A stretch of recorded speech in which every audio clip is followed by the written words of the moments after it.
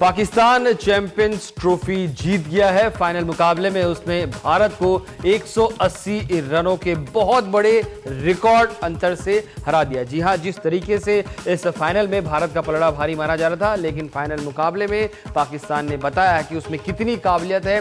जब टूर्नामेंट शुरू हुआ तो पाकिस्तान की रैंकिंग 8वें नंबर की टीम थी, लेकिन आज उसने एक चैंपियन की तरह अपना खेल दिखाया और भारत को 180 रन, जी हां, ये टेस्ट मैच में एक बहुत बड़ा आंकड़ा होता है जीत का, और वनडे में तो आप समझ सकते हैं। फाइनल में भारत 180 रनों से भारत को करारी हार मिली है। पाकिस्तान ये मुकाबला ही नहीं बल्कि चैंपियंस ट्रॉफी भी जीत गया है। फाइनल में भारत की टीम 31 ओवर में ही आउट हो गई।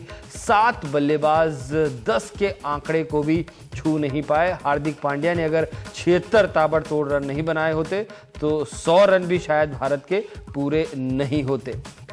रोहित शर्मा, शिखर धवन, विराट कोहली, युवराज सिंह और इसके बाद महेंद्र सिंह धोनी, रविंद्र जडेजा, आर अश्विन, ये तमाम आंकड़े आपके पास अब अगले 3-4 दिन तक आते रहेंगे कि इन्होंने कितने रन बनाए और कैसे जो है भारत के बल्लेबाज पूरी तरीके से फ्लॉप रहे। कई सारे सवाल हैं, कई सारे कारण ढूंढे जाएंगे कि आखिर क्यों, कहाँ पे भारत से चूक हो गई है, लेकिन हमें पूरा श्रेय पाकिस्तान को देना होगा। फख्र जमा अपना पहला बड़ा मुकाबला खेल रहे थे भारत के खिलाफ, उन्होंने 114 रन बनाए। इसी टूर्नामेंट में उन्होंने डेब्यू किया है और अजहर अली ने 59, मोहम्मद हफीज ने 57 नाबाद रन बनाए। और गेंदबाजी में भी क्या कमाल की गेंदबाजी, मोहम्मद आमिर हो, जुनैद हो, हसन अली हो, शादाब हो, तमाम गेंदबाजों ने बहुत अच्छी गेंदबाजी की। पाकिस्तान ने पहली बार चैंपियंस ट्रॉफी का खिताब जीता। हसन अली को गोल्डन बॉल यानी सबसे ज्यादा विकेट लेने का पुरस्कार मिला। उन्हें मैन ऑफ द सीरीज भी चुना गया।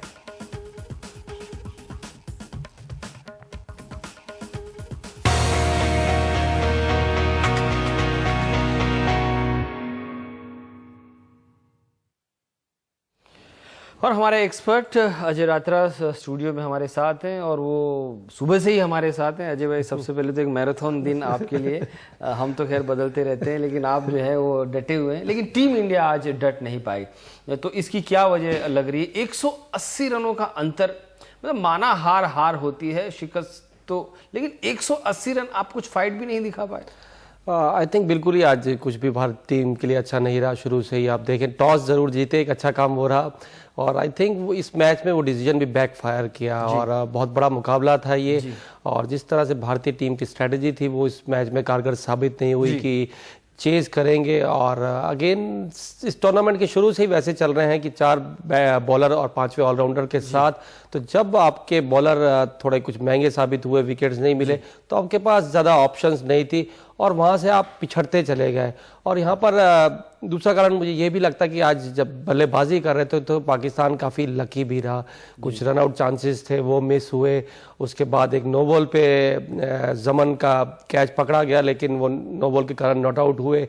और कुछ एक ऐसे वाक़यात थे जिसमें हम कह सकते हैं एक आध एलबीडब्ल्यू डिसीजन था अजहर अली का, वो इधर वे जा सकता था, अंपायर ने नॉट आउट दिया, ठीक है। तो ये तो वो चीजें है ना गेम की जो आपके कंट्रोल में नहीं है, जैसे रन आउट कोई मिस हो गया या कोई नो बॉल, ये तो आपके कंट्रोल में है। अब अंपायर ने ये फैसला नहीं दिया या टॉस आप जीत गए और जो अभी आपने फैसला लिया ये आपके हाथ में है, तो जो कंट्रोल है उन्हें आप कंट्रोल करने में आज नाकाम रहे। बिल्कुल, और आपने जो डिसीजन लिया वो बैकफायर किया। और जब टीम, चलिए आपने मतलब इसको एक हमारे दर्शक भी जान, क्योंकि बहुत लोग जो है विराट कोहली को अभी से कह रहे हैं कि भैया इसने फील्डिंग क्यों ली। तो जब एक डिसीजन मैच से पहले कल रात को जब फैसला हुआ होगा कि हमें क्या करना है, उस मीटिंग में कौन कौन रहते हैं?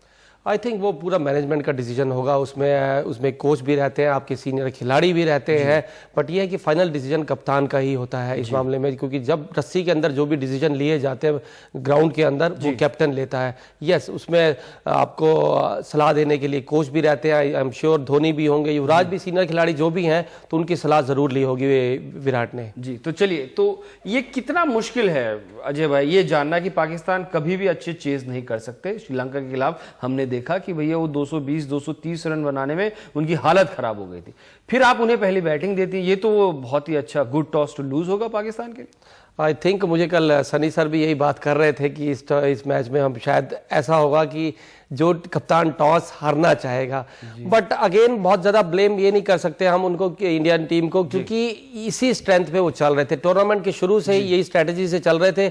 बट यस, आज अगर हम देखें तो गेंदबाजी में हमें विकेट्स नहीं मिले, ऊपर से आप देखिए बिल्कुल नहीं, क्योंकि विकेट लेने के लिए तो हमने गेंदबाज चुने ही नहीं थे। हमने हार्दिक पांड्या को चुना उमेश यादव को बिठा के, तो हार्दिक पांड्या तो कभी आपके लिए विकेट निकालने नहीं वाले थे। आप सोचा किसी तरीके से आप बॉलर निकाल लीजिए 5 ओवर 10 ओवर। बिल्कुल, और ये इसी पे चल रहे थे कि वो काम चल रहा था। हम बात कर रहे थे कि पांड्या और छठे केदार जाधव के साथ काम चल रहा था, बट कभी ना कभी ऐसा आपको होना ही था, क्योंकि अगर आप देखें, क्योंकि आपको अगर 50 ओवर डालने, अगर टीम सामने वाली टीम आउट नहीं होती, आपको 50 ओवर डालने तो आपको 5 प्रॉपर गेंदबाज चाहिए। अगर पार्ट टाइमर 3-4 ओवर डालते भी हैं, क्योंकि इसमें आपका एक तो 5वां बॉलर उतने आप उस पर कॉन्फिडेंस नहीं था। बट जैसे बैट्समैन का खराब दिन आता है, 0 पे आउट होते हैं, 5 में से हर कोई बैट्समैन एक दिन नहीं चलता, तो वैसे गेंदबाज के साथ भी होते हैं। और आज हम देखें तो हमारे 2-3 मेन गेंदबाज रन्स भी लगे, उनको विकेट्स नहीं लिए, तो उसके लिए हमारे पास ऑप्शन नहीं थी आज। तो अश्विन और जडेजा का ऑफ डे था और पीछे हमारे पास कोई था नहीं जिसे हम गेंदबाजी थमा सकते। केदार जाधव को आप 40वें ओवर में लाए। अब पिछले मैच में आपकी इतनी तारीफ हुई है, आपने कहा कि चलो भाई धोनी ने कहा कि केदार को दे दो, तब जाके उन्होंने तमीम इकबाल और मुशफिकुर रहीम को आउट किया। तो इसमें अगर शायद धोनी ने शायद कोहली को सलाह नहीं दी होगी, तो कोहली ने भी जाधव को गेंदबाजी दी नहीं। देखिए, ये जानना तो मुश्किल है कि सलाह उन्होंने दी कि नहीं, क्योंकि हमारे कैमरे में जो मैच देखा हमें देख नहीं पाया। बट यस, उसको देर जरूर की इसको लाने में, लगभग 39वें 40वें ओवर में लेके आए। आई थिंक उनका जो गेम प्लान था कि वो शायद पांड्या की कमी पूरी करेंगे। अगर आज देखें तो पांड्या ने गेंदबाजी लगभग ठीक की, लेकिन अगर वहीं देखें, आपने जडेजा का नाम लिया, अश्विन का नाम लिया, इन दोनों ने आज सफल साबित नहीं हुए। वो बुमराह भी आज स्ट्रगल किया, आज 3 नो बॉल की। कि इनका पैर जो है वो एक बिलान कम अगर कर देते तो शायद जो है वो नो बॉल नहीं होती। ऐसे ही वो नो बॉल अश्विन ने वर्ल्ड कप के सेमीफाइनल में डाला था T20 में। ये नो बॉल की आदतें हमारी कब जाएंगी? और बेसिकली देखें तो बुमराह के साथ ये प्रॉब्लम T20 IPL से चल रहा है, उसमें भी काफी एक हुए, बहुत ज्यादा उसके बाद फॉलो बॉल में खैर महंगे साबित नहीं हुए, लेकिन जो वो विकेट मिस हुआ और फकर जमान ने जो 100 बनाया वो काफी महंगा साबित हुआ। तो आई थिंक वहीं से मैच में हम पिछड़ गए। जी।